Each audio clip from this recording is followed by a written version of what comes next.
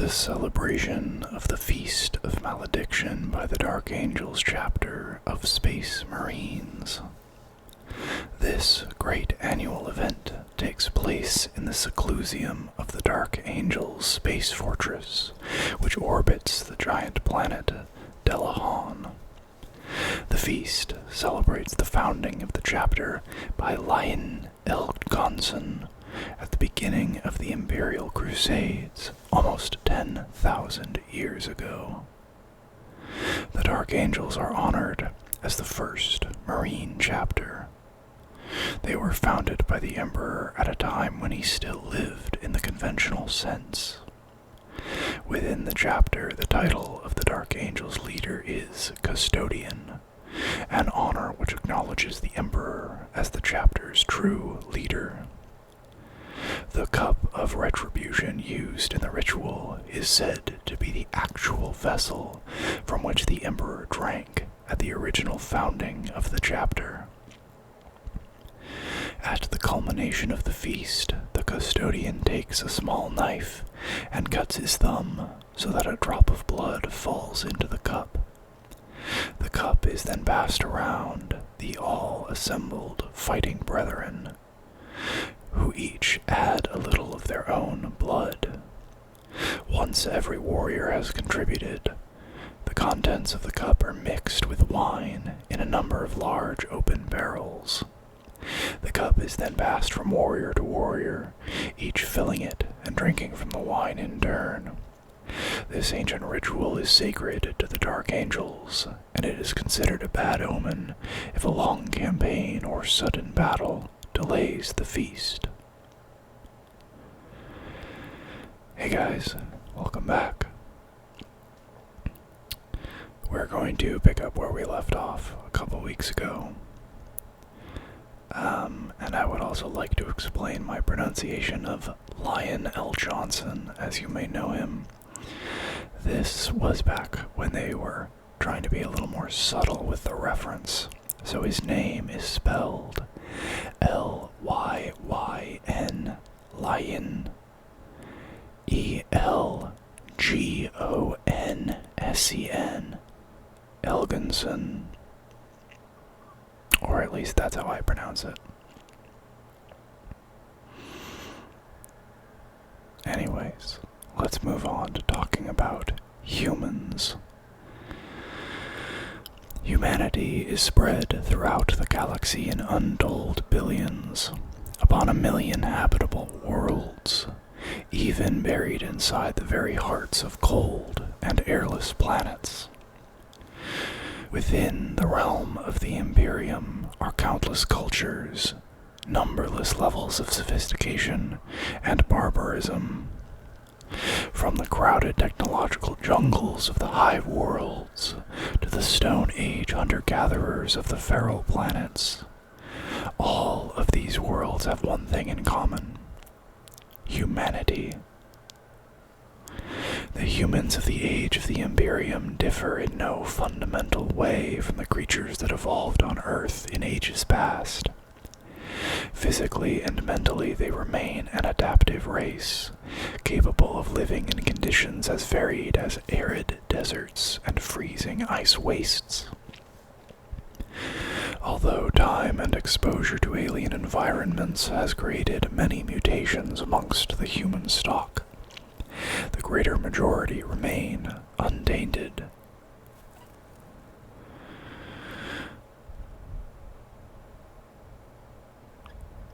Typical humans.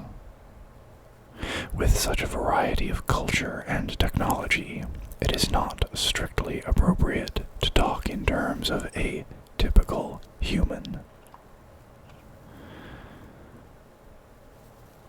The Adeptus Terra. Oh, there's no page number, so I have no way of knowing. Oh no, this is the right order. It just sort of jumps. The Adeptus Terra. In the vast astral realm of the Imperium, the Adeptus Terra is all-powerful. Known amongst mankind as the priesthood, its members rule humanity in the name of the Emperor. The organization comprises myriad departments and branches, some of which are so secret their existence is known only to the Emperor himself.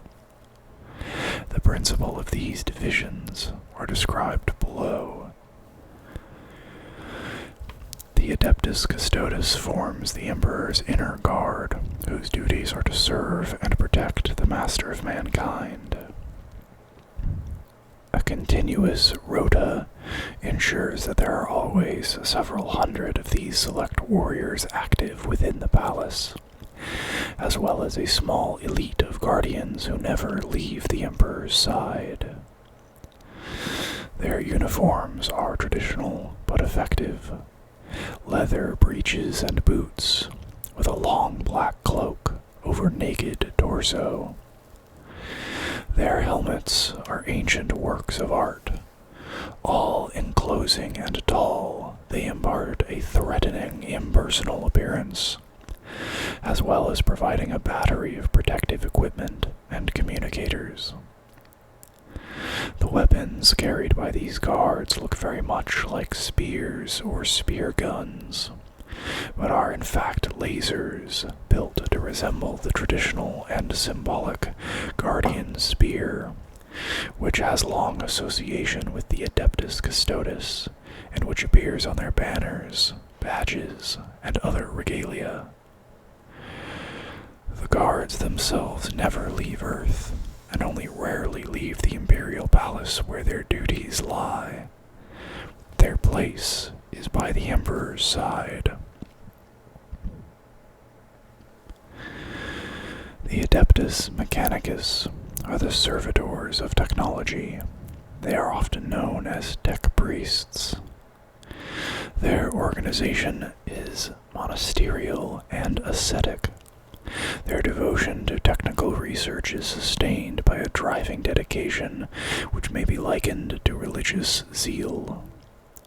In the age of the Imperium, science and technology walk hand in hand with magic, mysticism, and superstition, not least in the colleges of the Adeptus Mechanicus. Consequently, the tech priests are regarded by many as devilish wizards, dabblers in the old sciences left over from the dark age of technology. The principal colleges of the Adeptus Mechanicus are on Earth, and most tech priests live on the Imperial planet. Their chief duty is the servicing, maintaining, and operating of the machinery that gives the Emperor life, a task which is becoming increasingly arduous as the millennia pass. Tech priests wear a simple uniform that echoes their monastic lifestyle, comprising a habit, usually white and often double-breasted, and sandals. Their hair is tonsured by us as a symbol of their status. The Adeptus Arbites are commonly called the Judges, and their organization represents the martial arm of the priesthood, the soldiers and police of the Adeptus Terra. Although planets are mainly self-governing and self-policing, this arrangement sometimes breaks down or proves unsatisfactory for one reason or another. Rebellious commanders may be tempted to plot treason against the Imperium, or rivals may overstep the bounds of petty feud. There is still an important role for a universal law-enforcing agency, and the judges fill that role ruthlessly. Their duties usually fall between those of the assassins, who may be obliged to deal with a single troublemaker, and the army, which would be called in to wage outright war. Without mercy and utterly dedicated, the judges are feared throughout the galaxy, for they are the agents of a harsh law, where failure and incompetence are crimes, and the only punishment is death. Judges are empowered to act as judge, jury, and executioner. Citizens have no rights, Only members of the priesthood or Inquisition could claim anything so elaborate as a trial. Judges work from their headquarters on Earth, but their very nature takes them all over human space and beyond. Often a small judge squad might be placed upon a planet to work with an Imperial commander, sometimes to keep a close watch on his activities.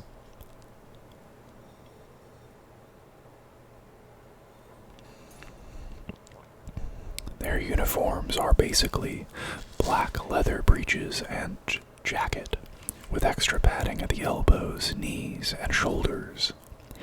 This helps to emphasize their already considerable bulk.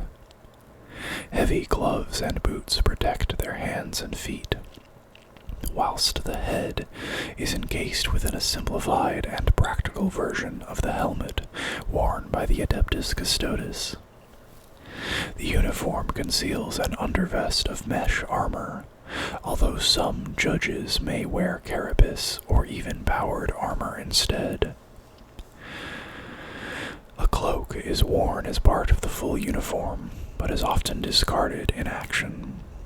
Always carried and displayed prominently is the judge's badge, his symbol of office and power.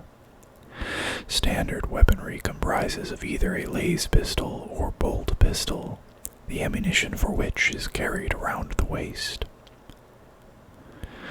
The Adeptus Astronomica is the section of the priesthood responsible for maintaining the psychic beacon known as the Astronomicon. It is this psychic signal that allows navigators to guide their ships through warp space at immense speed. The organization comprises an administrative elite and a vast pool of young trainees who will one day join the 10,000-strong core that actually powers the Astronomicon.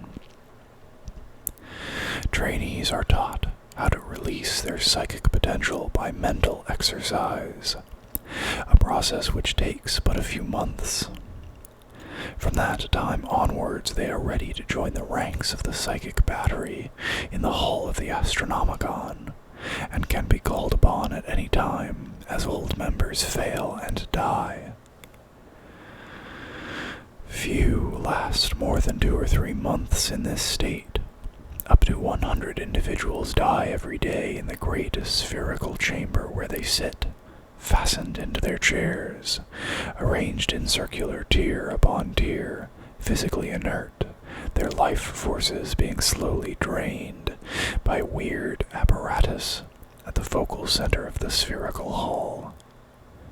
Their ultimate sacrifice is sad but necessary if humanity is to survive. Members of the Adeptus Astronomica are rarely seen away from Earth, although its leaders, responsible for ensuring the continuance of the Astronomicon, may travel the Imperium freely. Like the Adeptus Mechanicus, their organization is monastic, and they also wear attire derived from that of religious devotees. Habits form the main item of clothing, usually blue and hooded. Fully trained members of the order have shaven heads, ready to receive the neural implants that will one day drain their life forces.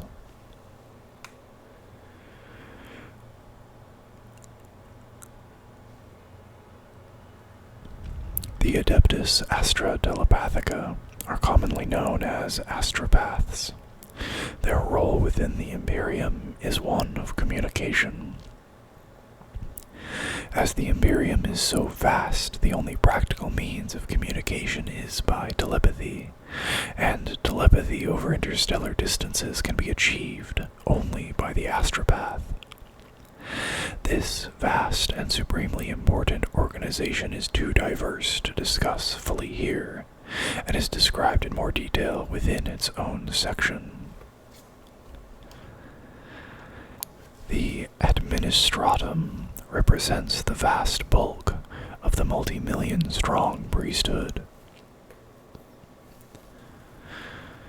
Its members are stratified into countless ranks and subdivisions, with responsibilities that extend to every aspect of life in the Imperium. At the lowest level are humble scribes and clerks. At the highest level are the mighty High Lords of Terra, an inner council whose task is to interpret the Emperor's instructions and formulate policies based on them.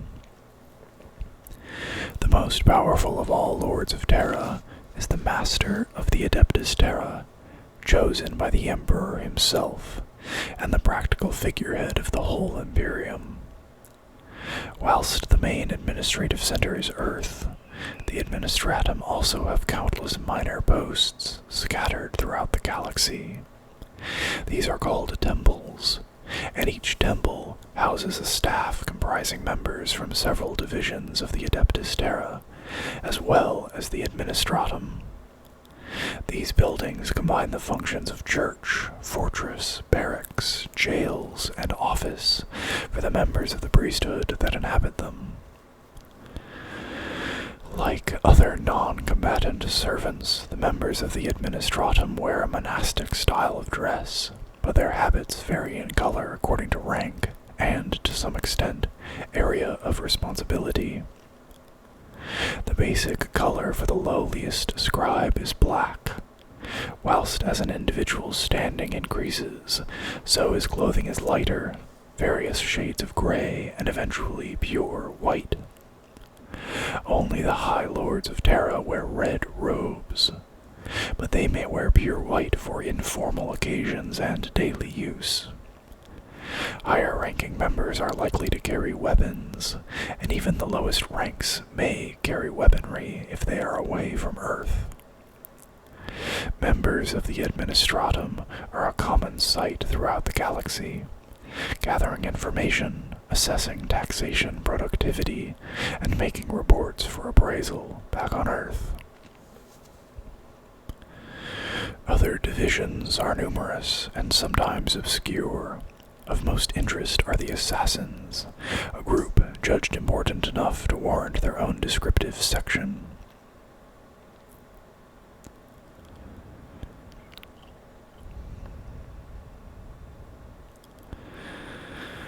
Organization. While the individual divisions have independent ranking systems, all are subordinate to the High Lords of Terra, amongst whose ranks are the leaders of the major divisions. Members of the Adeptus Custodes are theoretically answerable only to their own leaders and the Emperor. The judges are likewise not constitutionally responsible to other division members, but in practice no judge would act against a high-ranking member of the priesthood without good reason. A judge has authority over other individual members of the priesthood, as he has over all imperial citizens, but at the higher levels, no ordinary judge would attempt to use that authority. Of the other divisions, the Administratum is regarded as the least prestigious, but high-ranking members are probably among the most powerful men in the galaxy, and the Master of the Adeptus Terra is usually selected from amongst its members.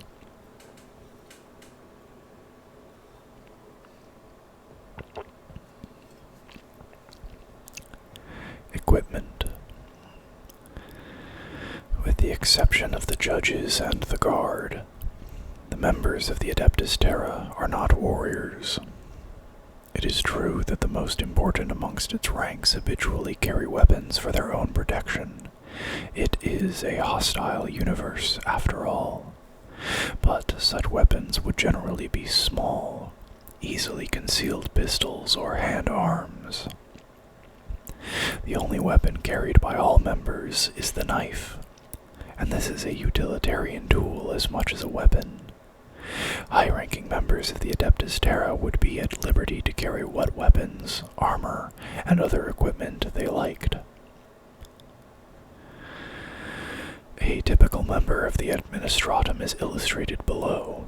This scribe wears a sleeveless black habit with separate hood.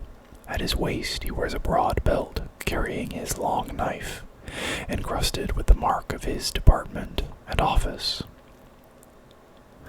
A typical member of the Adeptus Arbites stands behind our humble scribe. His uniform is considerably more threatening, and he is menacingly armed and armored.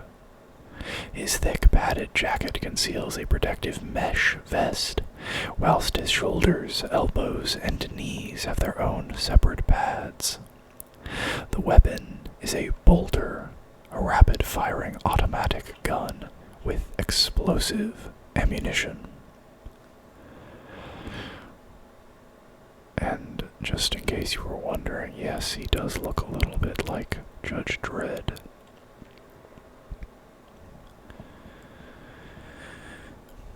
Uniforms have been discussed under the specific description of each of the main divisions of the priesthood.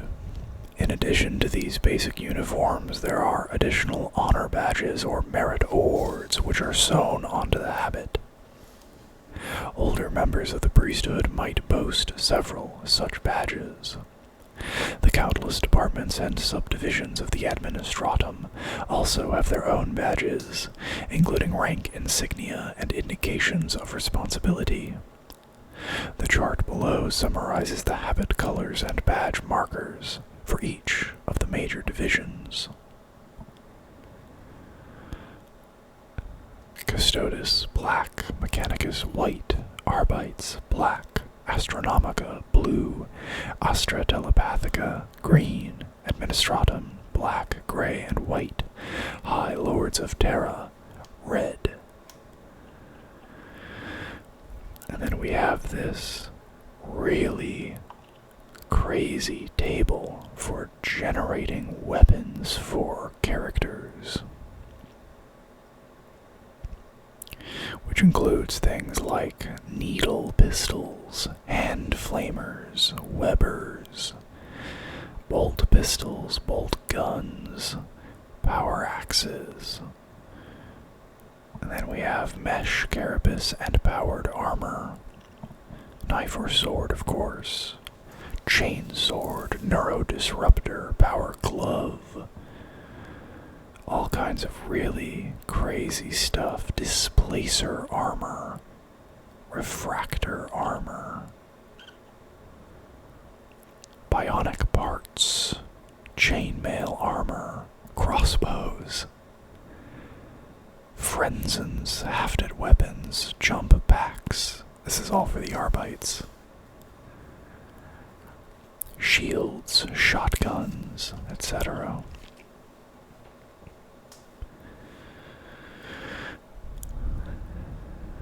The Inquisition. Inquisitors are special agents of the Imperium, free roaming troubleshooters, bound by no laws or authority.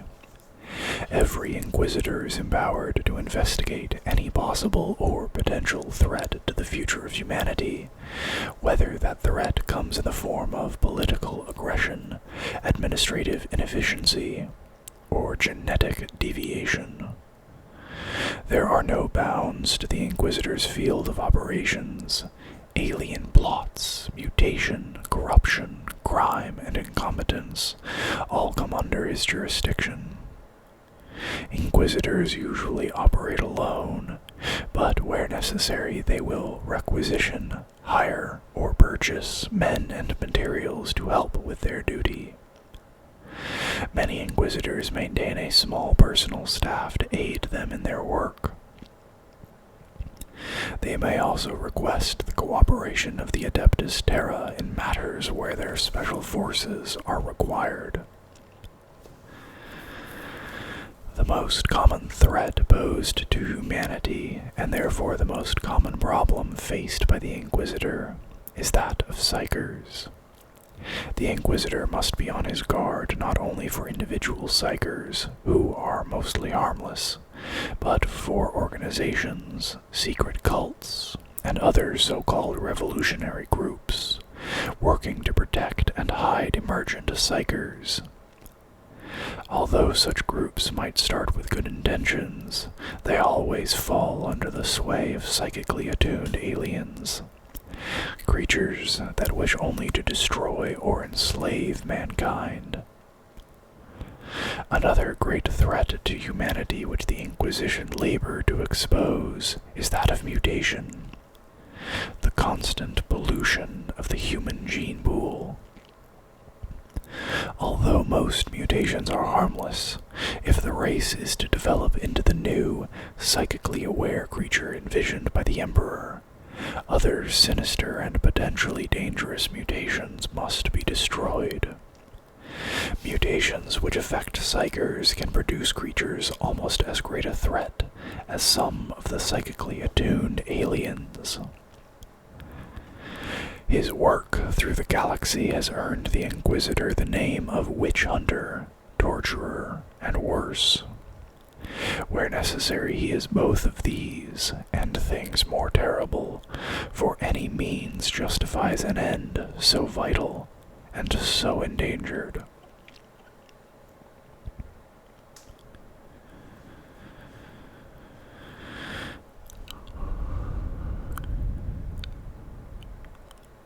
Organization.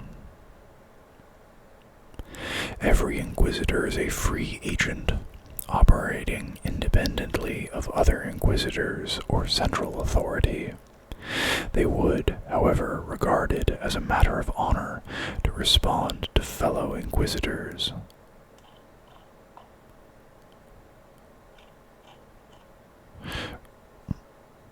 That's very strange. The sentence repeats itself at the bottom of the previous page and the top of the next page.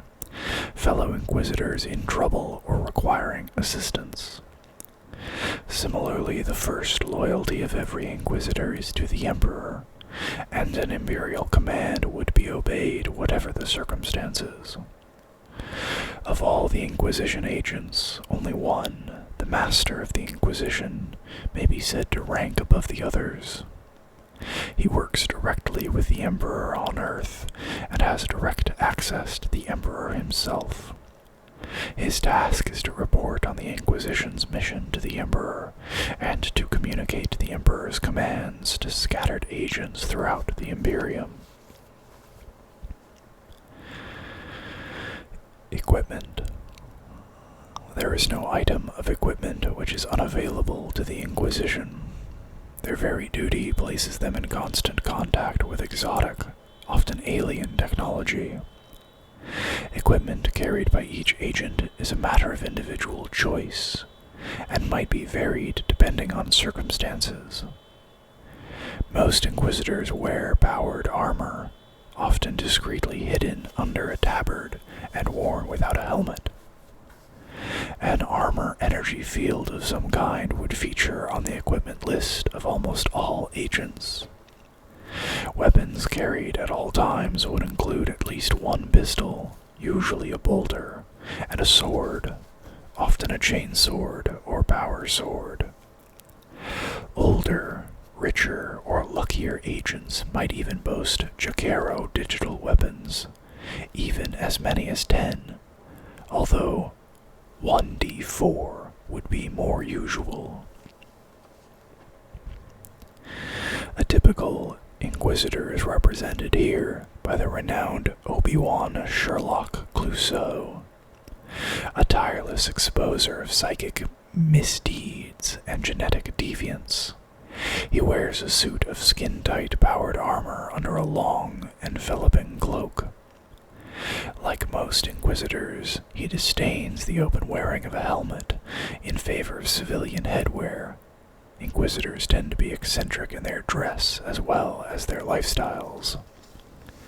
Under his cloak are hidden various energy field devices: conversion field, stasis field, and refractor field. Only one can be used at once, of course. His favorite weapon is the bolt pistol, although he also carries a power sword and 3 Jacaro digital weapons: hand flamer, laze pistol, and needle pistol. He has several grenades secreted about his person, including 2 each of blind, choke, haywire, and knockout, and 1 each of crack, plasma, stum, tanglefoot, and vortex. He also has a communicator, bioscanner, energy scanner, nose filters, photochromatic eye drops, an immune injector, infravision contacts, chemicals for the Jacaro Needler, a porta rack, a rad counter, a stimulant chemical, a sin skin applicator, and sufficient chemical for 3 uses, 3 suspensors, and a can of web solvent. As can be seen, Obi-Wan Sherlock Clouseau is equipped for just about anything, but then he has to be. He's an Inquisitor. Uniforms. Inquisitors do not wear uniforms, instead they wear civilian dress, itself variable throughout the Imperium. They do wear a badge of office as a sign of authority, but as often as not, they will be working undercover, and will not display it.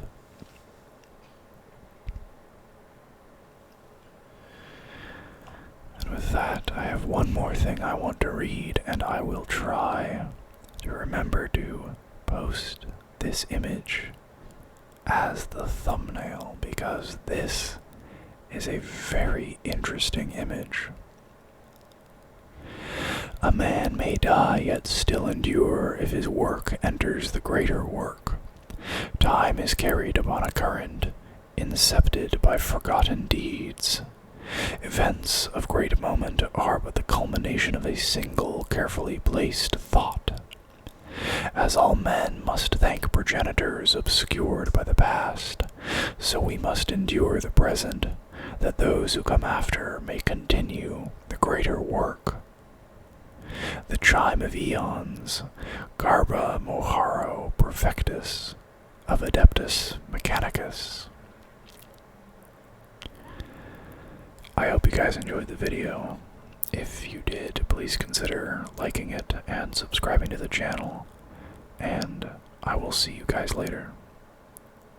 Bye-bye.